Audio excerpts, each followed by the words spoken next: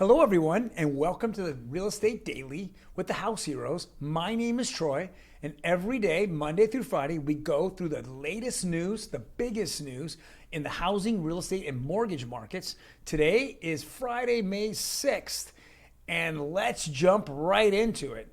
First article here is the housing crash is unlikely, but a correction could be around the corner. Here's the difference.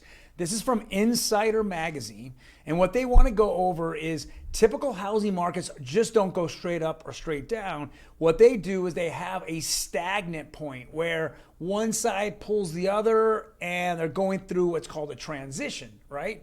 So as the housing market's been hot for many, many years now, we're now seeing that interest rates are going up, so the buyer pool is thinning out.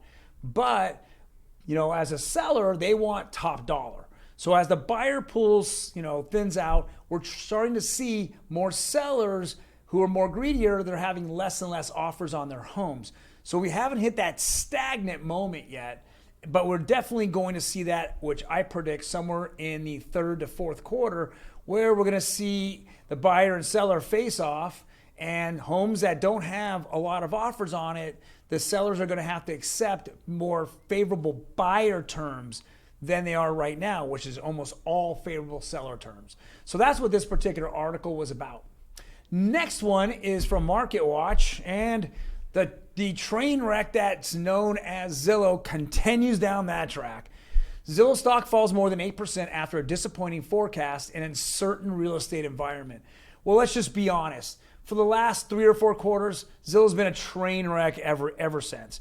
They decided a couple years ago they wanted to go, and they've watched way too many flipper shows on A&E or Discovery Channel, whatever channel, and so they wanted to get into that market, and so they did, and it's just been a bloodbath ever since. I know that the fourth quarter last year they lost over $550 million, and they were all excited about it because that was a less loss than the quarter before. Just a complete mess. So now, since they've gotten out of the flip market, but the hangover is still there. They drank all the punch. It made them feel horrible, and now the hangover's there. Like the morning after having a long night of drinking, and you're like wondering, what are you doing? And you feel bad all the next day. Guess what? Zillow is in that mindset. Next article here is from Market Watch as well. And this has got Fed Chairman Powell on here. It says, pandemic boom in home sales is over. Mortgage rates soar to the highest level since 2009 as the Fed pressures the housing market. Now, we know that yesterday the Fed raised rates 50 basis points. We know that some of the things they want to actually slow down is risk on assets. So if I have stocks and bonds, actually bonds aren't so much risk on assets, but cryptocurrency, things like that. People had, disposable income. They threw it on risk on assets, and those things boomed now for the last year or so. But the Fed is like, okay, let me just bring the downer to the party, right? Because that's exactly what they're doing. They're bringing up interest rates, which is slowing down, inflation in their eyes.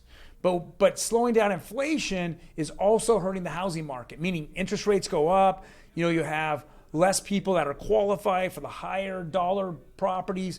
These are things that are happening in our market. Now, do we hope that the Fed's made the right decision? You know how I feel. They should have started this rate hike somewhere back in the fourth quarter of last year, but they were in denial. Is that river in Egypt? Denial? Just kidding with you. All right, but now that they're doing it way more aggressive, and that's kind of freaking the market out. I know that yesterday that the market just took a huge hit. Crypto market, stock market, it's just getting beat up because of some of the things that he has not done.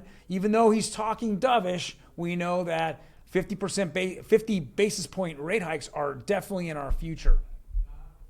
Last article here is kind of a comedy article. This lady decided to sell her home. The joke at one point that went viral was that she sold the house, but in the basement there came a surprise, and it was somebody living in it that didn't want to move. So as that being a big joke, the new owners, which didn't realize that there was somebody living in it, so she didn't disclose it. Now, and she said that she thought they were going to move out, just did not happen. So now it comes out that the renter or tenant or freeloader or squatter, however it turns out at this point, because we don't know any of the real information, says that the person who sold it, the former owner, begged her to stay in there and move into the basement. Sounds kind of crazy to me. I'm not sure who to believe in here. I know it's kind of tragic for the owners. As long as they don't have to deal with, let's say there's entrance from inside the house to the basement. If it's just the basement to the outside of the house only, then it kind of just isolates that person, and they can go through eviction or maybe even do cash for keys. Give her a X amount of money for her to move out within X amount of time.